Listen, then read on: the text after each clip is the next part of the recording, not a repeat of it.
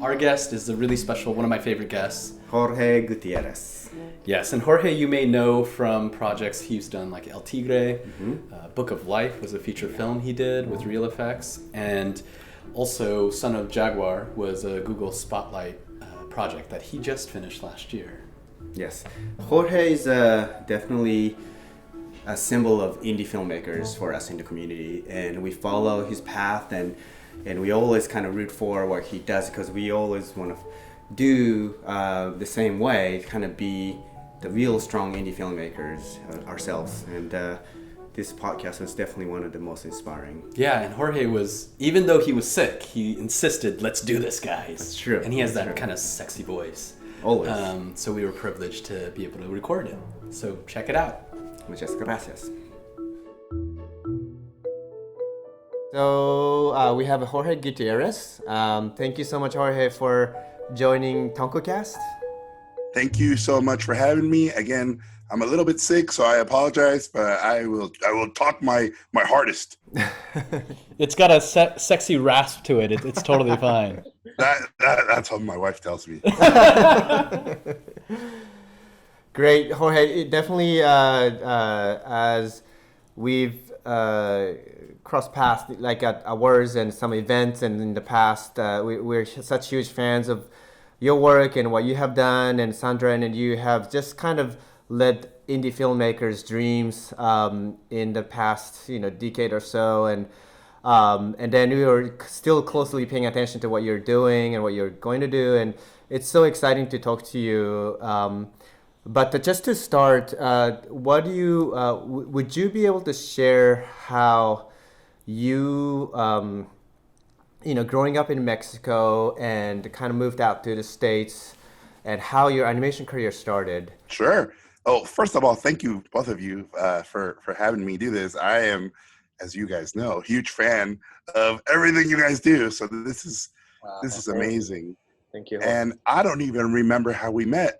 I'm pretty sure it was either CTN or Comic-Con, or we just kept running into each other.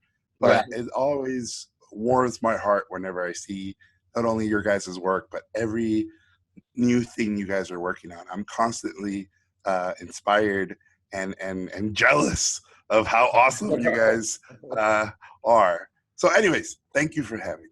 Thanks. So let me start from the beginning. I'm originally from Mexico, and growing up with the U.S. next door is very difficult. American culture is very overwhelming, and it's very, very, very beloved all over the world. And so I, like a lot of Mexicans, I'm super proud of the fact that Mexico as a culture has held on to their identity and to their roots. We have not been overwhelmed by the beautiful and chaotic American culture. So I grew up wrapped around those two things. I'm originally from Mexico City, the capital city of Mexico. When I was 9 years old, I moved to the border, which is Tijuana. So I would hear about Comic-Con. That was a 2-hour wait in line to cross the border to be able to go to Comic-Con. But to me, it seemed like it was another universe. I loved cartoons. I loved animation. And I pretty much learned English by watching American television. Eventually, when I have a very, very super macho family. So when this is a story my father loves to tell. When I was 14 years old, he asked me, "What do you want to do with your life?" As if a 14-year-old should be able to figure that out by that point. And this was in a family dinner in front of everybody. And I said, "Father, I want to be a writer, I want to be a painter, or I want to be a movie director." And he laughed for maybe 5 minutes straight in front of everybody. And then a family friend who was at that dinner said, that's animation. You get to make paintings move, you get to tell stories, and you make movies. Wow. And so my father, in front of everyone, said, "Okay, Jorge, find out what the hardest school in the world for that is. The hardest. The hardest. Wow. What is the most difficult school? If you can get into that school, then maybe I will let you study that. Wow. And he threw the challenge down. So at that point, I was living in Tijuana. This is before the internet. This is late 80s. So I would go to the library, try to find out as much as I could. Eventually, I figured out back then CalArts was the most important, most difficult school to get into. And I remember reading everything I could and reading about, portfolio reviews and figure drawing. And so I would take figure drawing classes in Tijuana. And unfortunately, or fortunately, depending on how you look at it, I would go to these figure drawing classes and all the models were strippers from Tijuana. And so all my figure drawings look like overly sexualized drawings. But that's what was in front of me. I was capturing life. And of course, because it was an American school, I made the number one mistake a lot of foreigners made, which is I started drawing things that I thought Americans wanted to see. Mm-hmm. And so I started drawing Mickey Mouse and Bugs Bunny and The Simpsons, pretty much thinking this is what the Americans want. At the same time, I kept writing stories and I kept painting my own stuff. And it was always inspired by Mexico, Mexican wrestling, Day of the Dead, everything I loved about my culture. And as you guys might know, the further away you get from your country, the more you romanticize it. And the more you see the eyes of love, right? I would read newspaper articles about crime in Mexico and I would go, oh, look how creative they are, those criminals.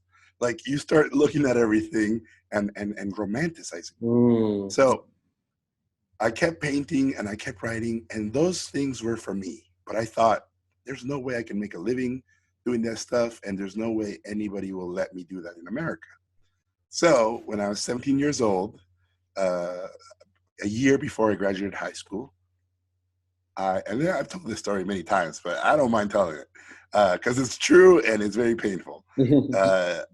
I had an art teacher who told me, well, first of all, she said, if you keep drawing all this Mexican stuff, you'll never get into a good art school. Right? That's not what we do here, which is a horrible thing to say to a kid. But it fueled me. It made me want to do Mexican stuff even more. But I took what she said as the law, so that's why I drew all this American stuff. So I go to CalArts with a portfolio full of drawings, but I also took a painting portfolio just to see if I could get into any of the painting schools. And I kind of wanted to hear what people in the US thought of my paintings. It was a total fluke. So I go get in line for the CalArts portfolio review. I remember it took me an hour of waiting to get my portfolio reviewed. And people looked really old to me. They looked like they'd gone to community college for years, or they looked like they'd been around. And so I had studied the school enough that I knew where I wanted to go. In the animation program, there's the experimental animation program, and there's the character animation program. So character animation was where most of the traditional Disney directors went. Tim Burton, Brad Bird, John Lasseter, all the more traditional guys. Experimental animation, it was a little crazier. So, for example, Henry Selick went there. Peter Chung went there, and I was a huge Ian Flux fan. Steve Hillenburg, who would eventually create SpongeBob, had gone there. So it was a little more truly experimental. So I said, I want to do that. So I got in that line. And the guy reviewing portfolios was this animation legend named Jules Engel, one of the founding fathers of UPA, had worked at Disney. That's right. Legend. He was Hungarian, had left Europe during World War II, basically a Holocaust survivor. Very, very talented, but very, very mean when he wanted to. I know a lot of people don't know that side of him, but he was pretty brutal with me. And maybe I encourage this behavior because I've had a lot of mentors over the years who've been pretty brutal with me, and I kind of love it. So I think they can smell my masochism. So I show up, and the guy before me shows his portfolio, and his figure drawings look gorgeous. I thought they looked like Glen Keane drawings. And I remember Jules looked at them like they were x-rays. And he had a very thick accent, and he said, "Is this it? Just figure drawing?" And the guy was like, "Yeah, that's it." And he said, "You have no voice. Next." And just dismissed this guy. So I was terrified when it was my turn. I put my portfolio down. You know, these are all embarrassing drawings of Mickey Mouse and Bugs Bunny and Bart Simpson and all these American things. And he opens them, and he looks at the first one, and he looks at me like, "Why are you pooping in my face?" And he goes, "This is crap." And he turns the page and he goes, "Crap, crap." And he just tore me a new one. Every drawing was crappier. And by the end of it, he took the last one, which I thought was my best drawing, and he said, "This is terrible." Closed the book, and he said, "A copy machine could have done this. You have no voice. And this is how he said it, you are not an artist. You have nothing to say." I was 17. Wow. Figure out something else to do with your life because art is not for you. Wow. I was devastated, right? It closed my book, and it was like he was closing my future. I was brokenhearted. I took my portfolio. I walked away really slowly. And I like to believe that the universe at that point took pity on me. And I left my painting portfolio on the table. And so Jules opened the painting portfolio, and his eyes exploded. And he yelled, "Hey, sad guy, come back." And I walked back, and he said, "What the hell is this?" And it was the first painting, and I'll send you guys the images so you guys can show them. Yeah. And these paintings were my paintings that I was doing, all about Mexican folklore. And it was about a lady who had an affair with a coyote, and she had half coyote children. And so I told them the story behind every painting, and every painting was basically a little film. And so he got really excited, and he said, this is you. You did this because you needed to do it, not because you thought we wanted to see it. This is your voice. This is who you are." And he said, "I'm going to let you into the school, but you have to swear to me you will never draw the crappy stuff you showed me earlier, and you will never draw because you think that's what people want to see. Swear to me you will draw from the inside. Swear to me you'll speak with that voice, and I will let you into the school. If you can put this stuff up on a screen and figure out how to move it, if you can put up these stories in a movie, then you'll be doing something I've never seen. Welcome to CalArts." And that was it. It was like, Wow. like Batman pulled up and opened the door, and I was playing pretend like I was Robin, and he said, "Get in the car." Like, that's what it felt like. So that was it. I went home, and I remember telling my dad that story, and he was, first of all, he had a heart attack because he said, "You're 17, like you haven't even graduated high school." And two, we don't have money. Like, we don't have money for you to go to that school. Like, my grandfather and my dad had been saving for years, and they only had enough money for me to go, I think it was 0.7 of a year, not even a full year. And as a foreigner, you get no financial support and no scholarships your first year. That's just a rule. Mm-hmm. So first day of classes, I graduated high school. Took me, I was the worst senior in the history of seniors because I already gotten into college. At that point, I met Sandra the summer before I graduated. Oh, wow. I proposed to her 2 weeks from the day I met her. I met her at a punk rock concert, And I knew she was the one. She laughs at me, but I definitely knew. She, of course, said no. She's way smarter than me. And I was so in love with her. And I told her, I won't go to CalArts. I'm going to stay in Mexico and be with you. And this is how badass Sandra is. She said, if you don't go to CalArts, I'm going to break up with you because you would be the stupidest person I've ever met. And so I went, and she was smart. So I go to the school. First day of classes, I figure it out. You need 80 units to graduate. You're supposed to take 20 units a year. That's it. I'll do 80 units in 1 year. I'm just going to outwork everybody. That was my plan.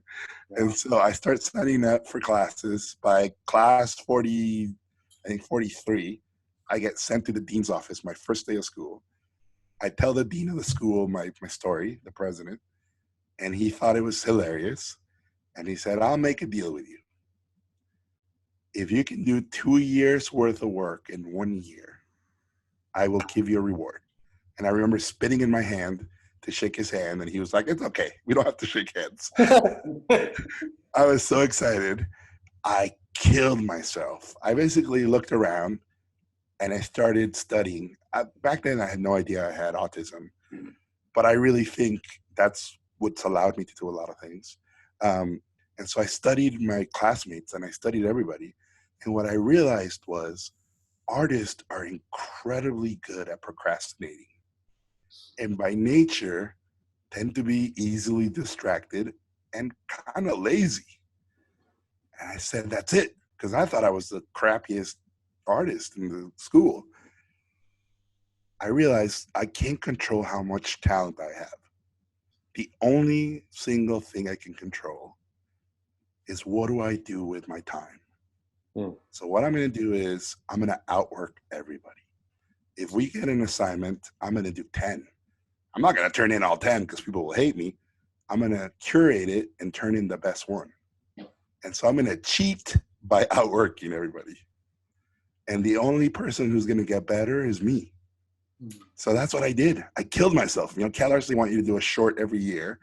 My first year, I did 4. I did 2 years worth of classes in 1 year. The president said you needed to get the highest grade in every class, and I did. I almost died. I would go visit Sandra every 2 weeks. At the end of that year, the school said, well, your reward is you'll get a full scholarship.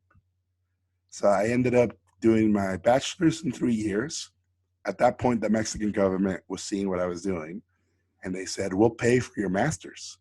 So I ended up going to CalArts for 6 years. And if it was up to me, I'd still be there. I got to make so much stuff. I got to do 2D animation, stop motion, cutout animation. And I remember one of the benefits of being there for that long was I got to see what happened to students when they graduated. And I got to see how being a good student didn't always mean you got a good job, and vice versa, by the way. And so as soon as I figured that stuff out, I realized 2D is dying. My BFA was 97. My MFA was 2000. So at that point, 2D was literally dying. CG was taking off. And I wanted to do story and design. Those are my 2 favorite things.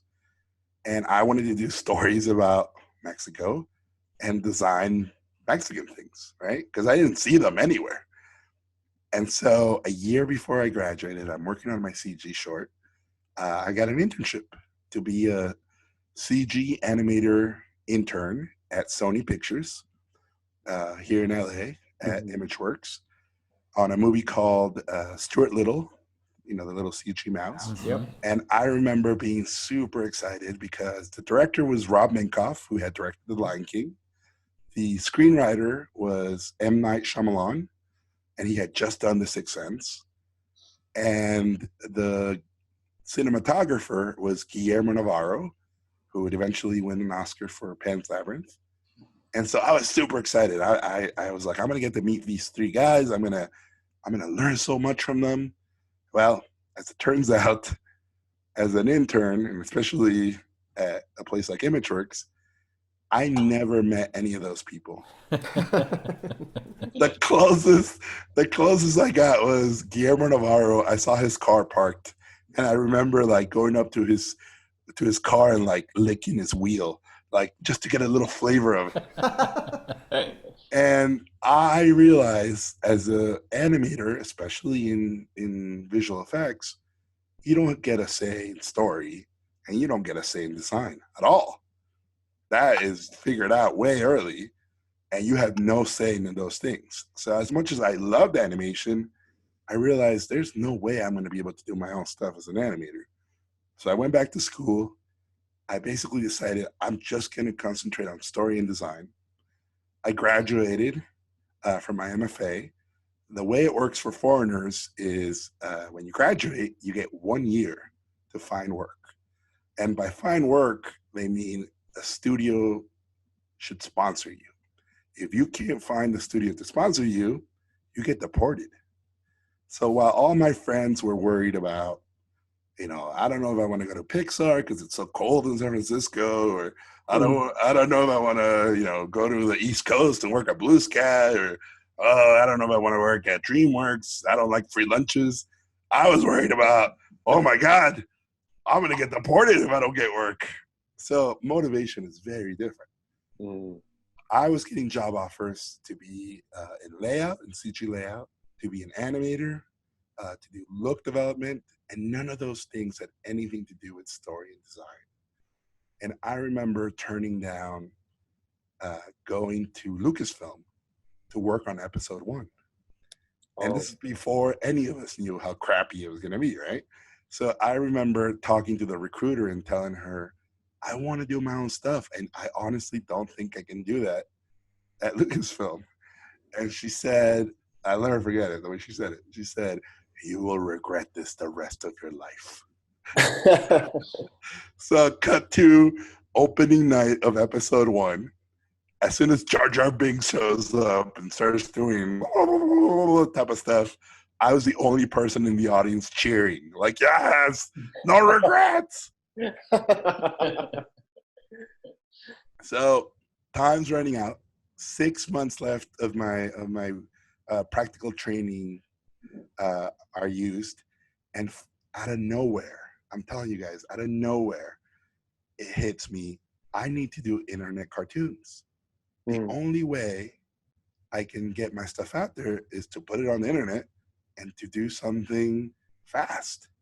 And at that point, I would go to studios, show them my story portfolio, show them my design portfolio, and they would say, all your stuff looks Mexican.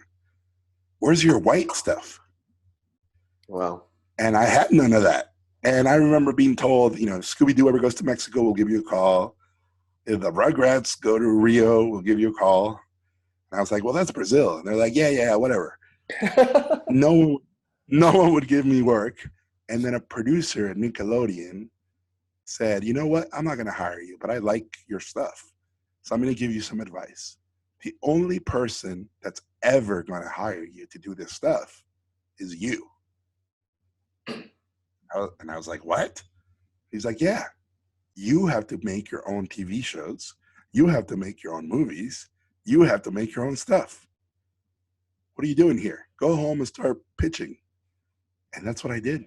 And so after spending 3 years learning Softimage and Mental Ray and Maya and all these incredibly hard programs, I got a pirate version of Flash. I taught myself Flash in 2 weeks. And my wife at that point, we're still boyfriend and girlfriend, Sandra helped me out. And we did a little internet cartoon called El Macho. We put it online. We must have worked on it for 2 weeks. So after spending 3 years making a short, I spent 2 weeks doing this tiny internet cartoon. And it got 20,000 views in one night. And so Sony called me in and said, hey, we want to buy you an internet cartoon. I graduated from CalArts at that point. I finished my senior thesis film, Carmelo, which basically is where Book of Life came from. That won an Emmy. And at that point, a manager had signed me and said, I'm going to send you to every studio in town to pitch a movie based on your short. So I went to a bookstore and I bought a How to Write a Screenplay in 21 Days. And I wrote a 40-page outline of Book of Life. And he sent me to DreamWorks, to Disney, to Fox, to Paramount, everybody. And everybody told me the same thing. One, you're just some dumb kid out of school. Even if you finish the short and you won an Emmy, you're still some dumb kid. And two, no one wants to see a movie about Day of the Dead. No one wants to see a movie about dead Mexicans. And I believed him. I said, you're probably right. Finally, I sell my little internet cartoon, and Sony said, good news. We want to buy 30, I think it was like 32 episodes, and you get to write them, you get to direct them, you get to design them, you get to animate them, you get to voice them, you get to do the sound effects, you get to do the music, like every job you get to do it. And I was so happy because I thought this is like going to school where they pay you. And so that's how my career started. I was super lucky, but at the same time, it was tragic that my first job out of school was doing my own thing. Mm. And I realized how lucky I was, but it really hurt later when I had to do other people's stuff because I was so spoiled. Wow. Sorry if that took a bit. It's incredible. It's an amazing story, Jorge. I mean, I gotta say, like, I just feel like I got chills throughout whenever you were telling your story because it shows up in all of your work. I think the passion and, one thing you said was this kind of cheat by outworking everybody. And I just think that, I'm so glad we're talking with you because I feel like too, like having this conversation with you and where Tonko House is right now, it's just so timely for us and really is inspiring. Thank you for sharing it. I'll definitely replay this and listen to it again and again because it is inspiring. Yeah. I think, obviously, I'm a foreigner myself and I went through all that visa situation. And it is we have a few artists in-house right now at Tonko House that went through that as well. And, it's a very stressful situation and it kind of puts you on such a stress level that, you wouldn't be able to experience if you don't deal with it. And you kind of use that to your motivation as opposed to like disadvantage. And in a way, that alone, kind of pushed you to work hard. But what's really more inspiring and exciting, and I definitely want all of us who aspire to be filmmakers to follow your path, is that what, your teacher Jules told you, stay true to your voice and only do what you can do, like your voice, your own kind of roots. And I'm so impressed that you stuck with that that kind of belief. You took that to your heart, and every work you've done shows that. It's not just a talk. A lot of people talk about that, but it's really hard to kind of exercise that belief, especially in this it's not easy to make films or TV shows in this town, and we are definitely experienced that ourselves. But it is incredible how much every single work you do shows who you are and what you believe in, where you come from. If you don't mind talking about that a little bit more, starting with your short film Carmelo, which is very much of your signature look and story, and then moving on to El Macho, El Tigre, and definitely eventually Book of Life. Son of Jaguar, of course, to follow. Every one of them is you and Sandra. I can imagine like how that's so important to you guys. And would you talk about that sort of authenticity of who you are, where you come from? It doesn't matter what people want to see. You definitely are kind of breaking that stereotype. Absolutely. I got to tell you guys, my nickname growing up was Super Macho. And super macho is a nickname my grandfather gave me. So this is, again, true story. When I was 6 years old in Mexico City, all this is in Spanish, of course, he sat me down and he said, Jorge, it's time for you to learn the meaning of life.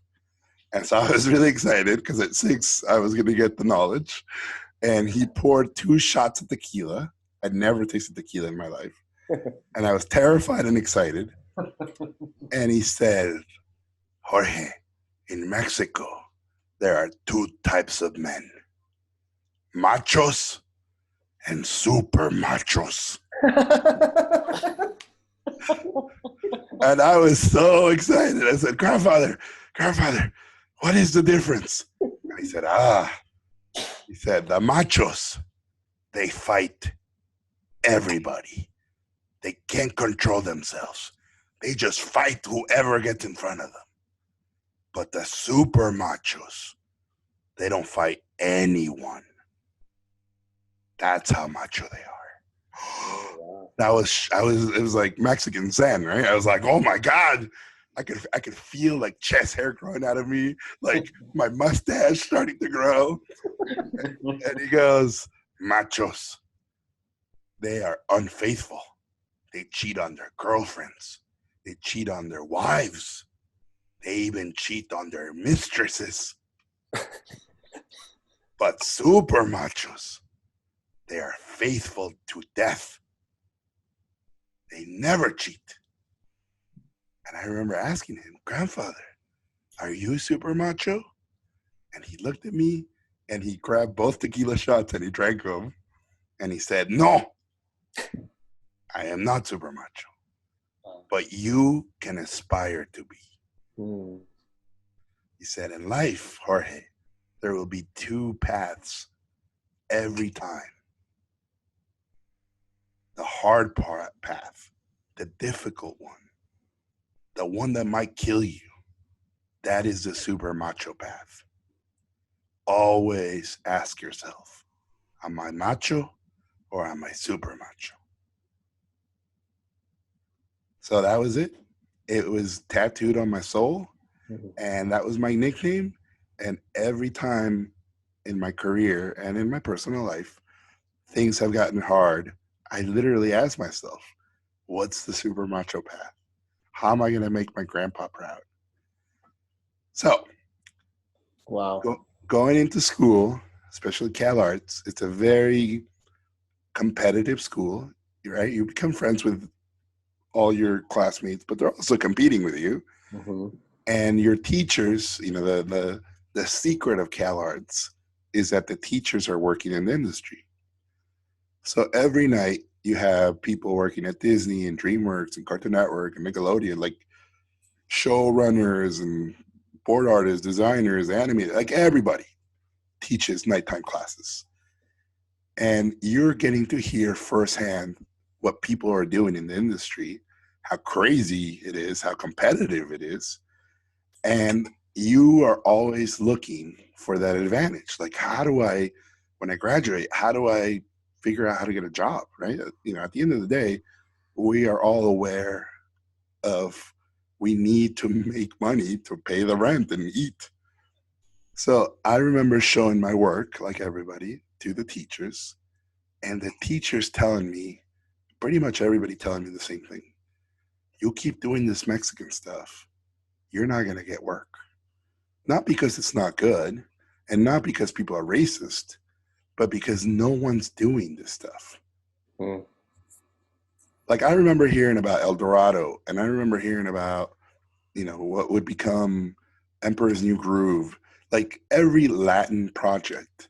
And people would be like, well, you need to get a job on that thing or you're not going to get a work on anything else because no one wants to do this stuff. So I remember asking myself, what do? I have 2 choices. The macho choice would be to not do only Mexican things and show versatility and show that I am able to work on anybody's stuff. But the super macho thing to do would be to just get better at the Mexican thing and harness it and turn this thing that people think is my weakness into my strength. And so that was a conscious choice. And believe me, it was lonely doing this type of stuff. I was deemed too ethnic. I was deemed too stubborn. But I knew, there's a saying I've always loved. The saying goes, if it is to be, it is up to me. And I love that saying. Mm. It feels very, very Mexican Aztec warrior. If it has to be done, then I will do it. And so as I started doing my stuff, the first thing I realized was I need to study my favorite things. And I need to figure out why I love them. And here's an interesting thing I did that I look back now and I'm like, I don't know how I thought of it, but I decided I'm going to study things that are not Mexican that I love. My favorite movie to this day is Seven Samurai. I've never been to Japan. I don't speak Japanese, yet it's my favorite movie. I started going through my favorite books. I started going through my favorite albums. I started going through all these things from all over the world. And I started to try to decipher, like a beautiful mind. What is it about all these things that I love? Like, why do I love Amelie? Why do I love this movie in Brazil called City of God? Why do I love, I'm a big hip hop fan. Why do I usually love the first album? And I realized it's because they're specific to a culture, but they're universal in their message. And the emotion is what's universal. So I started deciphering these things and I said, well, why are the first movies so good? Why are the first albums so good? It's because the filmmaker were limited and they had to tell their story of where they were from. And those usually, in my opinion, are the most heartfelt because it's about the struggle. So I said, everything I make, I'm going to base it on my life and I'm going to base it on emotions that happen to me. So Carmelo, my first student short, is about a little boy who his dad is a bullfighter. He gets hurt and he has to retire. The kid sneaks out at night in the middle of the night to regain the honor of the family. And he bullfights this bull and the moon and the stars come down like the audience. And the kid dies in the bull ring. He gets to go to be buried at a cemetery for bullfighters.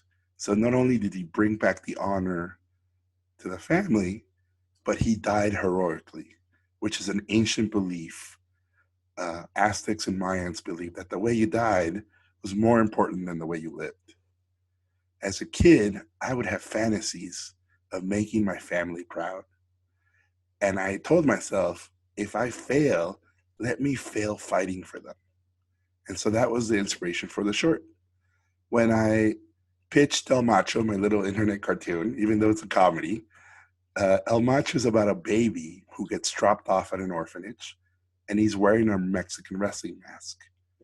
All the parents who come to the orphanage don't want to adopt him because he won't take off the mask. None of the nuns can take the mask off. And so this kid grows up and he becomes this giant Mexican wrestler, and now he fights for the orphanage. Well, that was me. I feel like I got dropped off in the US. My culture is my mask. I refuse to let anyone take it from me, even if it means no one will adopt me. And I will grow to fight for the next generation. So when I pitched Sony that idea, they loved it. They said, we like that you're pitching stuff that's very personal. When we made El Tigre at Nickelodeon, it was the same thing. El Tigre is a show about a kid who lives with his father, who's a superhero, and his grandfather, who's a supervillain. And he has to figure out if he's going to be good or evil. He has a best friend who's a troublemaker, who wants to be a rock star, who is like a really crappy conscience. And that was our life. We decided to base it on who we were. My father is an architect. It's a very serious, stoic profession in Mexico. My grandfather was a general in the Mexican army. And so when I was a little kid, I idolized both of them. I would go visit my father, and this is before computers, and I would ask him, Dad, can you draw me a dinosaur? Can you draw me a robot? And he would be in his giant office, all wooden, all light everywhere, white walls, and he would be drawing all day. He would put a piece of paper, draw for me, and then keep going. So I thought, my father has superpowers. He can draw. I would go visit my grandfather. His office had red carpet. It was really dark. Guns are illegal in Mexico. His walls were covered with guns. He had a mural of a guy getting his head chopped off behind him. Oh my God. And then he had a red phone, and he would always be either yelling on this phone or talking sweet love to ladies that were not my grandmother. And so I thought, my grandfather's a supervillain. I love him. And so my aunts would grab me by the cheeks and they would say, Jorge, when you grow up, what are you going to do? Are you going to be like your dad? Are you going to be an artist? Or are you going to be like your grandpa? Are you going to go into the military? And that's where the show came from. My wife, Sandra, in the show, the best friend of the main character is Frida. Her dad is the chief of police. Her mom is a judge. Her two sisters are police cadets. In real life, Sandra, her father was a surgeon. Her mom was a teacher. And her three sisters studied medicine. So Sandra was the black sheep of the family for wanting to be an artist. And I was the satanic sheep for wanting to make cartoons. And so that's what we based the show on. And again, it resonated on a very personal level for us. It's very painful every time you have to slice a chunk of your soul and put it in your work. But I really believe that's what makes things resonate. After El Tigre, Book of Life, Book of Life originally was at DreamWorks. For a year, I worked on El Tigre during the day, and in the evenings, I would do development on Book of Life. Back then, it was called El Matador. This is 2000. It must have been 2008 or 2009. And I remember 3 movies at DreamWorks were about to come out: Kung Fu Panda, How to Train Your Dragon, and B Movie. And up until that point, I remember being shown all 3, and I remember loving Kung Fu Panda, really loving How to Train Your Dragon, and I was not a fan of B Movie. And I remember thinking, oh, I hope B Movie doesn't come out first. And that's exactly what happened. B Movie came out. They changed all the executives. And I remember going into a meeting, the executives coming in. El Matador was going to be a $180 million movie. And I'm pretty sure I would have gotten fired at some point. And they said, okay, Jorge, in order for your movie to move forward, we have some changes. 1, the movie can't take place in Mexico. 2, no bullfighting. 3, the main character can't die. Oh, wow. And I remember thinking, my movie's about a Mexican bullfighter who dies. How is that going to work? And they said, okay, in order for your movie to move forward, we want it to take place in present-day urban New York. We want it to be set in Washington Heights. I didn't even know what Washington Heights were. And we want it to be a salsa, hip-hop, reggaeton musical. Oh, my God. And we want to pair you up. I'll never forget how they said it. We want to pair you up with this really talented artist. We don't know if it's a man or a woman, but we think they're really talented. Their name is Lin-Manuel Miranda. Oh, wow. So this is way before Hamilton, way before In the Heights. So I had no idea who he was. And so I quit. I quit on the spot. Everybody laughed at me. Everybody thought it was hilarious. But I remember thinking, nope, this is not going to work. The macho thing would be to stay and try to figure out how to make this work. But the super macho thing is to walk away. And so that's what I did. I might have been the only person in the history of DreamWorks development to not sell their film. So I just waited for the option to run out. Mm. And Jeffrey Katzenberg, who I will thank to this day, gave me all my rights back, gave me a bunch of sorry didn't work out money, and then told me, I want to see this movie. We just can't make this movie here, but Jorge, I know you're going to get it made somewhere else. Wow. So I wanted to put Jeffrey in the credits. I wanted to thank him on Book of Life. They wouldn't let me. But I anytime I can, I publicly thank him because it happened thanks to him. So at that point, El Tigre gets canceled. and I remember thinking, okay, El Tigre won 7 Emmys. It did really well wherever minorities live in the U.S. It did not do well at all in Middle America. I could have predicted Donald Trump winning the presidency just based on the letters we were getting. We would get so much hate mail, very racist, like, why do I want to watch a cartoon about Mike Gardner? Like, wow. I like Dora because Dora's submissive. What the, why does El Tigre think he knows what he's doing? Like, literally super racist stuff. I don't know why Nick would let us have all that stuff, but I would just put him on the wall to motivate me. So El Tigre gets canceled.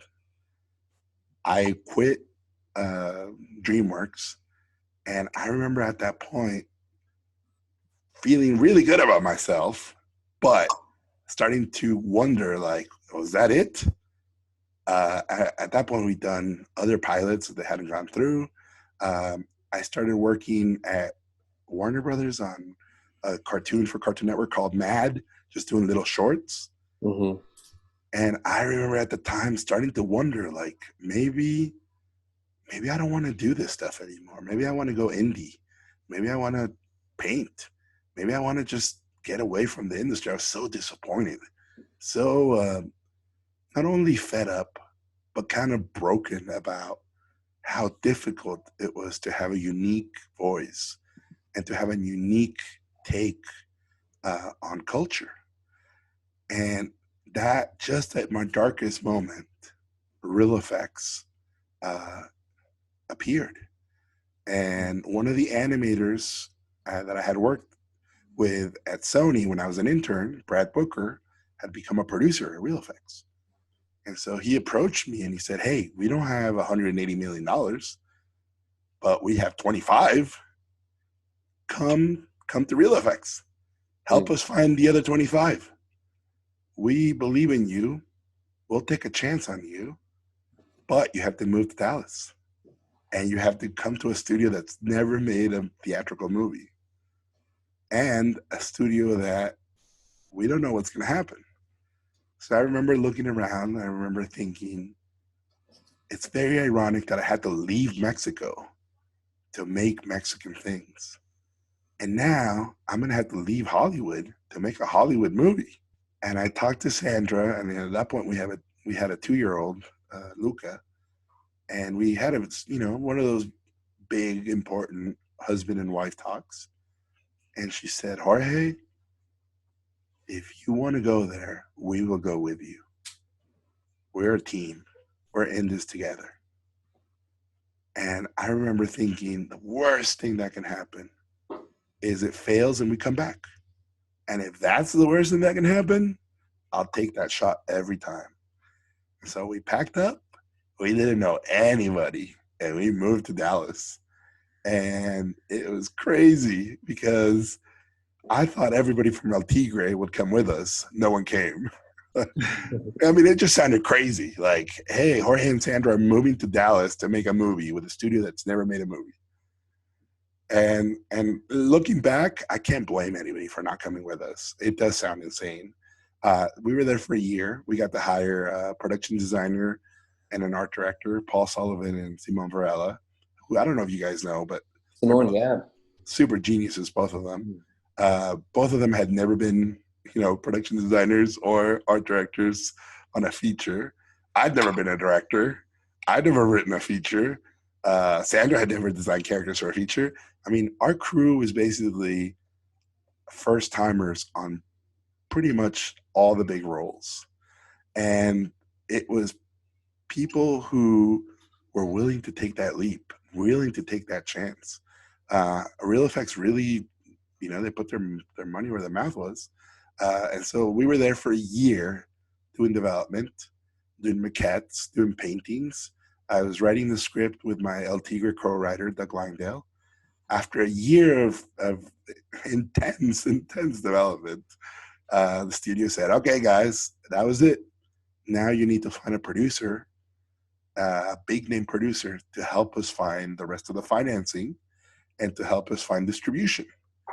And so, like all fat Mexicans in animation, my God is Guillermo del Toro.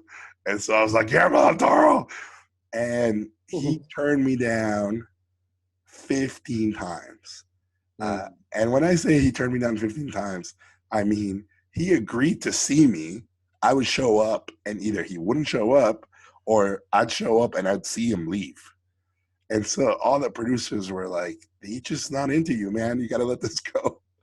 And I wanted to know from his face. I wanted to be able to say I got to meet him. And so finally, I mean, we're friends now, so he tells me this side of the story. He said, bring him to my house so I can say no to him and he'll stop pestering me. So we go. This is a story I tell, and I don't mind telling it because I get to relive it every time I tell it. We go to his house here in LA. He had at that point two houses. One, he lived with his wife and two daughters. The other house is where he has all his incredible animation collection and movie memorabilia. He's a big animation guy, so he has original Ivan Earls and original concept paintings from Telltale Heart, the UPA short. He has lots of Mark Davis stuff from Haunted Mansion. I mean, his collection is pretty remarkable. Edward Gorey's, Mary Blair's. It's just crazy. So we go over there with 4 maquettes and 9 paintings, and I think 2 Simon Varela drawings. And he was kind of not very nice to me. The first time we met, he was kind of annoyed. And so we made a horrible decision. We decided, let's not pitch in this house because there's too much beautiful art. Let's pitch outside, which is a terrible mistake. It's August in LA, so it's like 110 degrees. They had told me he's going to give you 30 minutes to pitch. So I've been practicing this pitch for months. We go outside, we set up the maquettes, we set up all the artwork, and just as I'm about to start pitching, he stops me and he goes, he's calling me gordo by that point, which is an affectionate way to call overweight people in Mexico. So he goes, gordo, you have 5 minutes. So he took my 30-minute pitch into 5. So I start freaking out, but I was like, no, I've been waiting for this for months. I'm gonna pitch the hell out of this thing in 5 minutes. As soon as I open my mouth, I kid you not, my people betrayed me. And the mansion next door had like 5 leaf blower guys, and they turned all their leaf blowers on at the same time when I opened my mouth. And this wave of sound hits us. And I remember yelling at Guillermo, should we wait until they're done? And he looked at me with his beautiful blue eyes, and he yelled back, Gordo, 4 minutes. So I Book of Life is a pretty tender movie. I yelled a 4-minute version of Book of Life to him. He was laughing at all the wrong things. He was laughing at me. It was a disaster. One of the producers left. He was like, I've seen enough. It was the worst pitch in the history of Hollywood. Pitch ends, and as soon as I finished, the leaf blower guys finished. It was horrible. So we go inside his house. I'm drenched. I'm a big guy. He's a big guy. We're both drenched. I sit down on his couch, and I apologize. I'm like, Guillermo, I'm very sorry. I know I screwed up. I know the pitch wasn't very good. And he goes, Gordo, not very good. That was by far the shittiest speech I've ever heard in my whole life. So I stand up and I'm like, thank you for your time. And he's like, sit down. And he goes, I know who you are. I'm like, what do you mean? He goes, Gordo, I have 2 daughters. Every Saturday we would watch El Tigre. Every Saturday we got to visit Mexico. I know how you see our culture. I know how you see our people. I know your sense of humor. I know your art. Of course I'm going to produce your movie. And I remember peeing my pants, and I was so sweaty that no one could tell. And we hugged, right? Our liquids combined at that moment. And then he pushed me and he said, okay, Gordo, this is very important. He goes, Gordo, if you didn't write the script, you're not a real director.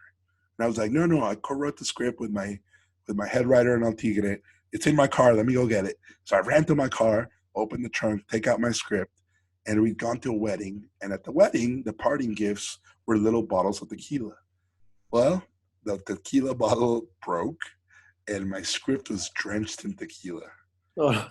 So I run back with this like soggy script, and Guillermo grabs it with his giant, beautiful, meaty hands, and he smelled the script. And he goes, this is a good script. And that was it. He became the producer. And thanks to Guillermo, we got the other $25 million from Fox. At that point, Fox Animation was it's a very complicated studio. The types of movies they make are very commercial, and they have to make a lot of money. And so I was very indie, and I was trying my hardest to make something really different and really unique. And I had Guillermo to help me, but it was a real struggle to make that movie. I'm not sure Fox got the movie they thought they were going to get. And I definitely, I did not get the movie that I wanted to make because we ran out of money. It was a very, very, very difficult movie to make. Mm-hmm. But, Book of Life cost $50 million. Regular, giant movie these days costs 90, 100. The Disney feature or the Pixar movies, they're up to 150, 200.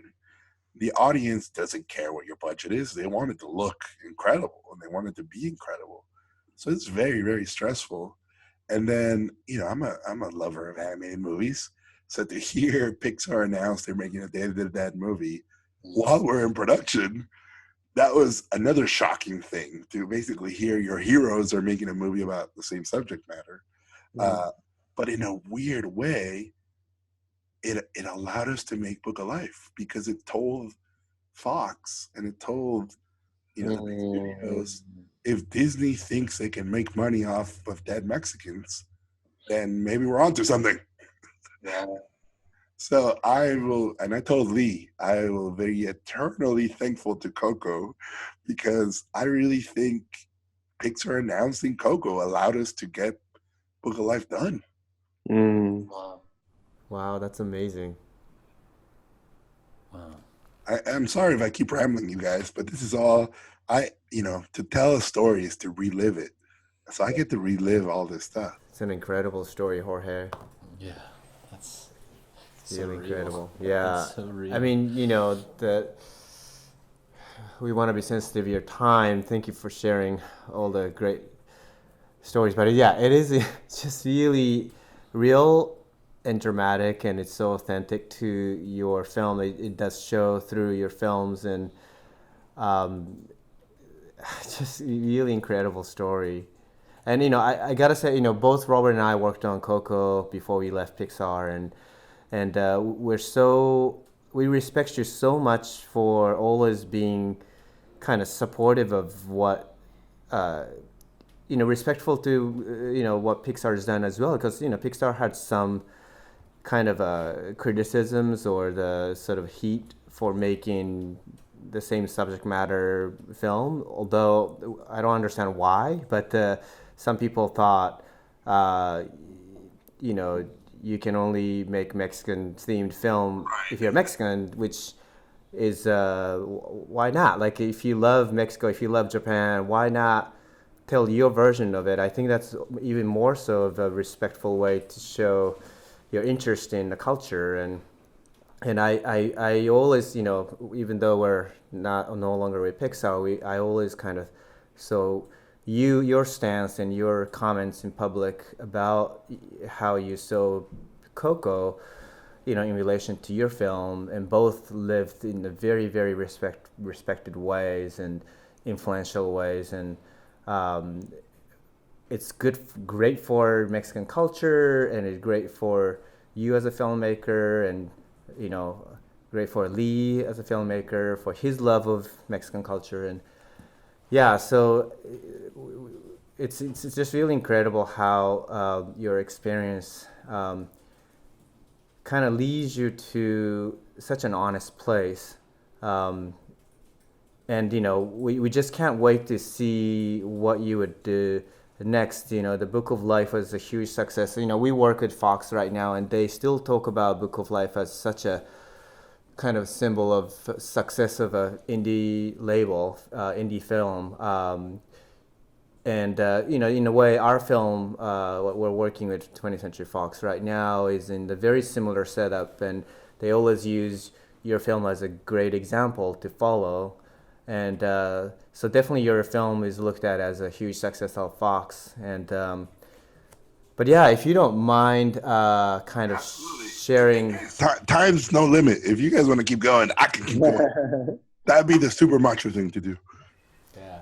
I mean, Jorge, with everything that you've done, I think what I admire so much is your perseverance and your kind of relentless pursuit of a vision, and not just a vision for film, but I feel like, I think in one of your talks, you talked about how, like El Macho was a story of this kid who, had this mask and grew up as a hero to the orphanage. And, for you, it was very much a story about, for Mexico, kind of representing your culture, but also creating opportunities, I think, for the future. And I'm just curious, like with everything that's going on and everything that you have, done, what's really, of course, what's next, but ultimately, what do you want to do? I mean, what are the things that are really exciting to you, like 10 years from now, even? Like, what do you want to be doing, and what kinds of stories do you want to be telling? Well, the big one for me was I want to do what I've never done before. So, and what I mean by that is I had never done an internet cartoon, so I did a little internet cartoon. I had never done a TV show, so I got to do a TV show. I had never done a movie, and I got to do a movie. It's why I wanted to do a virtual reality show. And so I did Son of Jaguar. So I'm always trying to do something I've never done. And thankfully, I've been very lucky. And of course, it has not been easy. But I am pretty relentless. You know how people say, kill your babies? Well, I don't believe that. I think all my babies are my babies. And I'm going to find a way to let them grow. And so I don't give up on my stuff. Even if people turn it down, even if people don't want to do it now, maybe they'll want to do it later, and maybe they'll want to do it in a different way. And so that's how I see all the stuff I create. After Book of Life, I will admit I was a little bit lost in that I got to make my dream. And I was about 40 when it happened. And it came out. And I thought this might have happened a little earlier than I had anticipated, because creatively, it was such a satisfying but exhausting experience that I was lost. I started painting a lot. I was doing development at Real Effects at that point. They had been very kind to me, and they said, you can do whatever you want now. Pitch us your dream scenario. And after having spent 14 years with Book of Life, I said, well, I want to do a Mexican Western. I want to do a Mexican sci-fi movie. And I want to do a Mexican Kung Fu movie. There's no way I'm going to get to do, if they take 5 years each. I can't do that.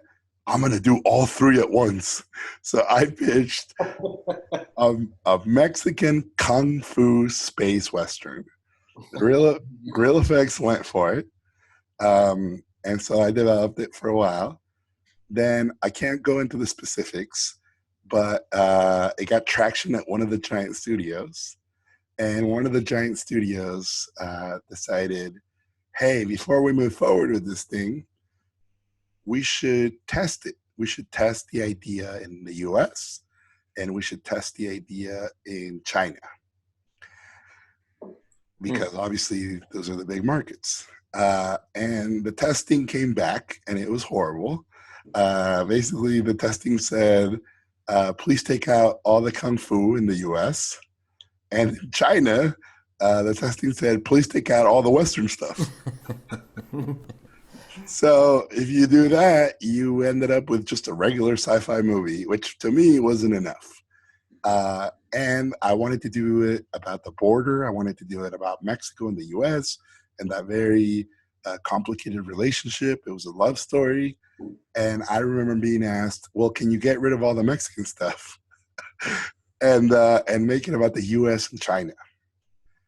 And that was it for me. That's when I realized, you know what? Maybe this is not the time. And because of the politics that are happening in the world, because of the president we have right now, I was informed, you know what? You should wait. You should probably wait for this presidency to be over, because no one's going to want to touch anything about the border. No one's going to want to touch anything that deals with such a touchy subject matter. And I remember thinking, they're right. I'm going to wait. I'm going to wait it out. I'm not going anywhere.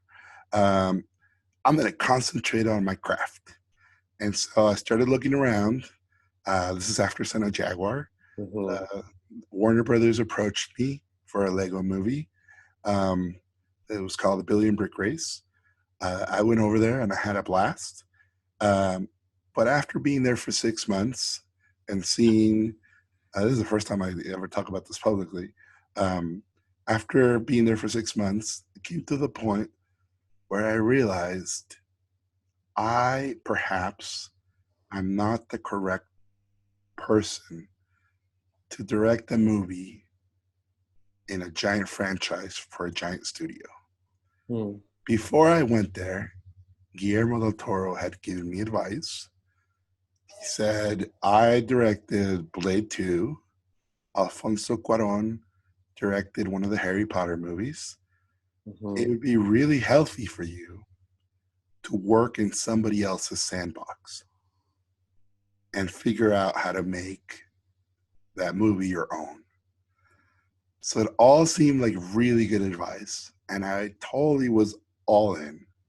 But after going through the process, it hit me that if I don't do my own stuff, no one will make it, and it will die with me.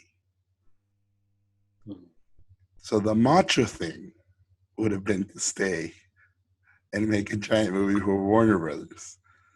But the super macho thing would be to quit and try to figure out how to get my stuff made. And that's what I did. I left Warner Brothers and I said, I'm going to get my own stuff made or die trying. And so thankfully, because of the stuff I've done in the past, a lot of the studios were very open to me going there. So I got to go to every studio and see what they were doing. I would tell them what I wanted to do.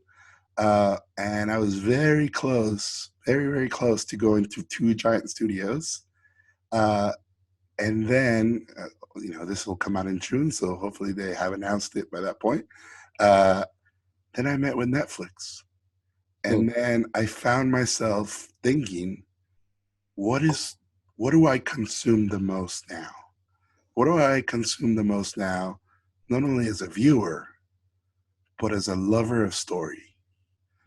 And I'm finding serialized storytelling the most compelling. I loved Godless. I love a lot of the stuff on Netflix. And I want to find out, what happens in the next episode. I'm a binge streamer, and I really enjoy it. And I love movies, I love cinema, and I love TV, but I've never done serialized storytelling. And I think we're in an era now where this is a new kind of storytelling. It's like novels. It's not TV and it's not a TV show. It's somewhere in between. Mhm. And so I decided I'm all in. I'm going to bet on something I've never done. I'm going to bet on a new type of storytelling that I'm really enjoying. And so I pitched Netflix a couple of ideas, and they really liked them. And I threw caution to the wind, and that's where I'm gonna make my stuff for the next few years. I'm super excited. One of the things that really made it unique to me was because of the system that Netflix has, you are not getting notes from consumer products and international and standards and practices and the channel and what do the toy companies think. Like, you're not getting those notes, which I was getting in the big studios. And a lot of those decisions were not about how to make the thing good. It was how do we make the thing more commercial and how do we make the thing more sellable. Mm-hmm. And that's my fear with the big studios. When all the heads are from marketing, marketing is driving the movies. And if the movie's good, it's a bonus. And so that really turned me off as a storyteller. So that's why I decided I'm for the time being, I'm committing to serialized storytelling. I'm committing to streaming, and I'm committing to a new way to tell stories. And I'm telling you guys, I could not be more excited or more happy about that. We'll see what the hell happens in 5 years. There's a big war coming in the streaming services. Disney versus Amazon versus Apple versus Netflix. I'm picking my side, and I'm gonna fight as hard as I can to make really good stuff. But it feels like a golden era for creators, and it feels like a golden era for people who are trying to say something different and unique, because niche is okay now. You Right. you don't have to make something for grandma in Minnesota and teenage guy in Brazil and 7-year-old in Beijing. Like, you can now make something that only a certain type of audience is into, and that's okay. And that, to me, is liberating. Yeah. The saying, if you try to make something to please everyone, you end up pleasing no one. I think that's the world we're living in now, when everything has to be these giant tentpole 4-quadrant behemoths that are supposed to fulfill every need, from consumer products to the theme park to retail to home video. Like, making it good, it seems like it's not even in the top 10 needs of the thing. So that's where I'm at now. As far as content goes, I'm hoping I get to do my Kung Fu Space Western with Netflix. I'm hoping to do a thing that I've wanted to do for years, which is this Mesoamerican fantasy thing that I've always wanted to do. I'm hoping to do Son of Jaguar miniseries over there. I told them I want to try to grow as many of my trees in your garden. And behind the scenes, I also want to help young talent from Latin America. One of the things Guillermo del Toro told me was, I'm helping you. It's your turn to help others. And so I try to go to as many festivals as I can, and I'm trying to help the next generation, because what good is what I'm doing if I'm not helping? I've always believed that it's easy to help those who can help you. But what's super macho is to help those that can't help you. That's what counts. And so I'm a big proponent of diversity in front and behind the camera. I'm going to try my hardest to do 50-50, try to have half the crew be female, or at least make the most Herculean of efforts to have an incredibly diverse crew. I, on Book of Life, was very lucky. We tried really hard, and it was very, very difficult, but I think it helped the film tremendously. And I feel like we helped the world of animation become more diverse. And so I take that stuff really, really seriously. I don't believe personally that making something good should be at the expense of the crew. I don't think the asshole director mentality works anymore. I think the world has changed.